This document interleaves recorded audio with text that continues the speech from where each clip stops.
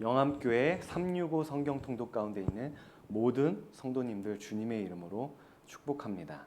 신명기에 대한 개요를 담당하게 된 이완희 전도사입니다. 사실 온라인이라는 상황과 짧은 시간 안에 이 신명기 전체를 다 설명드리고 다루는 것은 정말 어려운 일입니다. 그러나 이 시간을 통해서 바라기는 신명기는 이러한 책이구나. 신명기를 한번 읽어봐야겠다. 이런 하나님의 뜻이 신명기 가운데 담겨져 있구나라는 것을 알아가는 시간 되기를 소원합니다.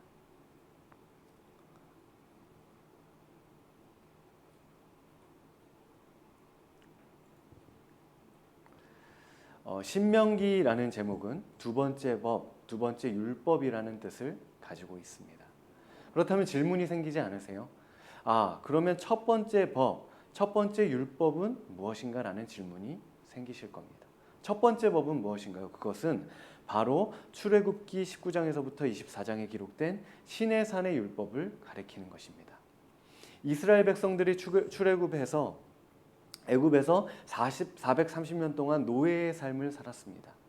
감사하게도 하나님께서는 아브라함과 맺은 언약을 기억하시고 그의 백성들을 애굽에서 구해내셨죠. 주의 종 모세를 통해서 그렇게 하셨습니다. 그리고 아브라함에게 약속하신 가나안 땅으로 나아가기 전에 시내산에 도착한 이스라엘은 하나님과 언약을 맺습니다. 그때 하나님께서 이스라엘에게 요구하신 것이 바로 첫 번째 법입니다. 그런데 이스라엘이 하나님의 말씀을 의지하지 않고 그의 율법을 지키지 않고 불순종하여 광야를 지나게 되었습니다. 무려 40년 동안이요. 이 40년이라는 긴 시간 동안 출애굽한 이스라엘 백성 그 1세대들은 광야를 지나는 동안 다 죽게 되었습니다. 이제 이스라엘 백성들을 구성하고 있는 사람들, 이 출애굽한 1세대들을 통해서 광야에서 태어난 이 출애굽한 이스라엘 백성 2세대들이 이스라엘 백성으로 남아 있었습니다. 1세대 때는 출애굽한 직후에 하나님과 언약을 맺었어요. 그런데 이 2세대들은 아직 하나님과 언약을 맺지 않았습니다. 출애굽하여 첫 번째 법을 받은 지 40년이 지난 후 요단강 건너편 모압 평지에 도착한 이스라엘 백성들이 드디어 모세를 통해 하나님과 언약을 맺게 되는 장면이 바로 신명기의 시작인 것입니다. 그리고 모세는 중재자의 역할로서 언약의 두 당사자인 하나님과 이스라엘을 소개하면서 신명기를 시작하고 있습니다. 이 신명기가 쓰여진 형식을 보면 언약, 조약의 형식을 가지고 있습니다. 이것은 다른 말로 종주권 조약의 형식이라고 할 수 있습니다. 이 개념을 이해하지 않고 신명기를 본다면 왜 갑자기 이 말을 했다가 또 이 말을 하지? 또 이 말을 했다가 왜 저 말을 하지? 혼돈스럽게 여기게 되는 것입니다. 그러나 이 신명기가 쓰여진 형식을 이해한다면 우리는 이 신명기를 쉽게 이해할 수 있습니다. 그 형식은 이렇습니다. 역사적 서원, 일반 규정, 특별 규정, 축복과 저주, 증인, 후계자, 임명 이러한 형식을 구성하고 있습니다. 그렇다면 종주권 조약은 무엇인가요? 힘이 강한 나라가 힘이 약한 나라를 굴복시키고 그 힘이 약한 나라에게 요구하면서 맺는 조약입니다. 그렇다면 종주권 조약은 기본적으로 평등하겠습니까? 불평등하겠습니까? 불평등해요. 그리고 더군다나 이 종주권 조약은 철저하게 가진 자, 힘 있는 자의 편입니다. 약한 사람들은요, 좋을 게 하나도 없어요. 힘 없는 사람들은 어쩔 수 없이 강한 자가 요구하는 것을 들어줄 수밖에 없습니다. 약한 자는 강한 자가 무엇을 요구하든지 이 조약에 사인할 수밖에 없습니다. 무엇을 요구하든지 그 요구대로 해야 되는 게 종주권 조약입니다. 그렇게 신명기는 하나님과 이스라엘 백성들이 맺은 종주권 조약의 형식으로 이루어졌다고 말씀드렸습니다. 이쪽에 하나님이 계시고 여기 이스라엘 백성들이 있습니다. 이스라엘과 하나님이 조약을 맺은 거예요. 이스라엘 백성들은 430년 동안 애굽에서 어떤 삶을 살았습니까? 노예의 삶이에요. 별로 가치가 없는 삶을 살았습니다. 그런데 하나님이 구원해내셨어요. 그리고 모세를 통해 시내산으로 인도해내신 다음에 언약을 맺습니다. 그러니까 이때 아무 힘이 없는 이스라엘 백성들은 하나님이 무엇을 요구하든지 간에 그 조약에 사인할 수밖에 없는 상황이에요. 사인하지 않으면 어떻게 되나요? 다시 애굽으로 돌아가야 돼요. 그러니까 이스라엘 입장에서는 생각할 때 이 조약 자체가 좀 불합리할 수 있습니다. 왜냐하면 종주권 조약 자체가 강한 자의 편, 가진 사람 편이라서 그래요. 하나님과 언약을 맺는 이스라엘의 이런 상황을 이해하시면서 신명기를 읽으셔야 합니다. 그래야 신명기를 이해할 수 있습니다.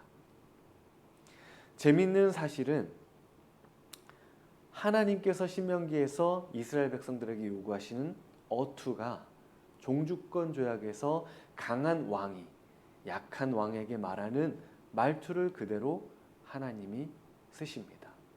일반 종주권 조약의 내용은 이렇습니다. 내가 적군으로부터 너희를 보호해 주겠다.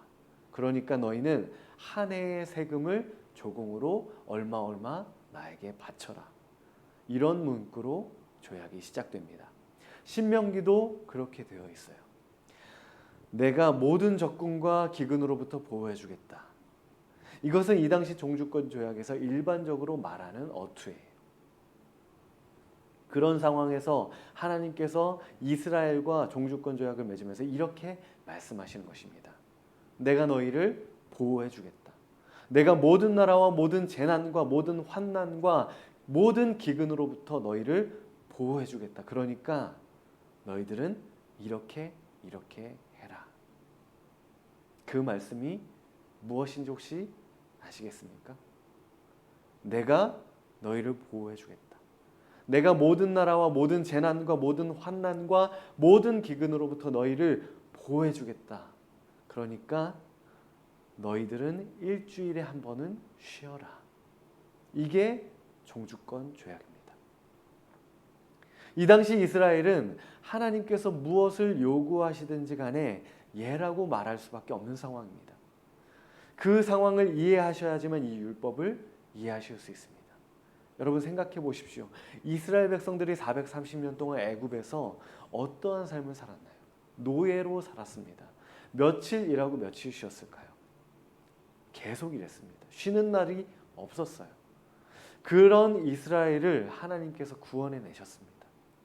그러고 나서 하나님께서 하시는 말씀은 내가 너희를 보호해 줄 테니까, 너희를 지켜 줄 테니까, 모든 환난으로부터 너희를 구원해 낼 테니까, 하나님께서 하시는 말씀은 너희 부모를 공경해라. 너 살인하지 말아라. 너 간음하지 말고, 남의 것 빼앗지 말고, 거짓말하지 말고, 도둑질하지 말아라. 너네 그렇게 하면 내가 적군으로부터 내가 너희를 보호해 줄게. 잘 되게 해줄게. 내가 지켜줄게 라고 말씀하시는 것입니다. 여러분 그게 율법이고 하나님의 말씀입니다. 여러분 이렇게 말씀하시는 하나님 어떻습니까? 일주일에 하루를 쉰다면 그 유익을 받는 것은 하나님일까요? 아니면 이스라엘 백성들일까요? 당연히 이스라엘 백성입니다. 여러분 일주일에 하루를 쉬면 남의 것을 도적질하지 않으면, 간음하지 않으면, 부모님을 공경하면 여러분 이것이 하나님께 영광일까요? 여러분 하나님은 스스로 영광 받으시는 분이십니다. 스스로 영화로우신 분이시고 홀로 하나님 되시는 분이십니다. 그런 완전하신 하나님께서 이스라엘 백성에게 말씀하시는 겁니다. 여러분 이 율법은 하나님을 위한 것인가요? 아니면 이스라엘 백성을 위한 것인가요? 철저하게 이스라엘 백성들을 위한 것입니다. 여러분 신명기 15장에서는 하나님께서 이렇게 말씀하십니다. 내가 너희를 보호해 주겠다. 내가 모든 나라와 모든 재난과 모든 환난과 모든 기근으로부터 너희를 보호해 주겠다 말씀하시면서 너희가 이렇게 하라는 것입니다. 15장은 면제 규례입니다. 그의 이웃에게 구워준 모든 것을 매 7년 끝에 면제하라는 거예요. 내 이웃이, 내 형제가 돈을 구워갔습니다. 그런데 그 사람이 아무리 노력해도 애써도 그 가난을 벗어날 수가 없습니다. 갚을 능력이 없어요. 얼마나 능력이 없으면 7년이라는 시간이 지났겠습니까? 하나님께서 말씀하시는 것은 그런 이웃과 형제들의 것을 7년 끝에는 면제해 주라는 것입니다. 그러면 하나님께서 복 주시겠대요. 15장 5절 하반절입니다. 내가 오늘 내게 내리는 그 명령을 다 지켜 행하면 내 하나님 여호와께서 내게 기업으로 주신 땅에서 내가 반드시 복을 받으리니 너희 중에 가난한 자가 없으리라. 6절입니다. 내가 여러 나라에 구워줄지라도 너는 구워주지 아니하겠고 내가 여러 나라를 통치할지라도 너는 통치를 당하지 아니하리라. 16장에 보면 재판할 때 재판하는 사람들은 공의로 백성을 재판하래요. 그리고 그 재판을 굽게 하지 말라고 말씀하십니다. 재판을 굽게 한다는 것은 무슨 뜻입니까? 어떤 사람을 외모로 보고 판단하고 어떤 사람이 가진 사람이라고 해서 돈이 많은 사람이라고 해서 혹은 돈이 없는 사람이라고 해서 함부로 내 생각대로 판단하지 말라는 것이겠죠. 돈으로 이쪽 저쪽 휘둘리느라 올바른 판단을 못하지 말고 하나님의 공의를 따라 재판하라는 것이겠죠. 여러분, 이게 율법입니다. 여호와의 말씀입니다. 여러분, 강한 왕이 정복한 왕이 약한 왕에게 조공으로 요구하는 것은 그 약한 나라의 한 해의 80% 이상을 조공으로 요구합니다. 땅 내놔라. 사람 내놔라.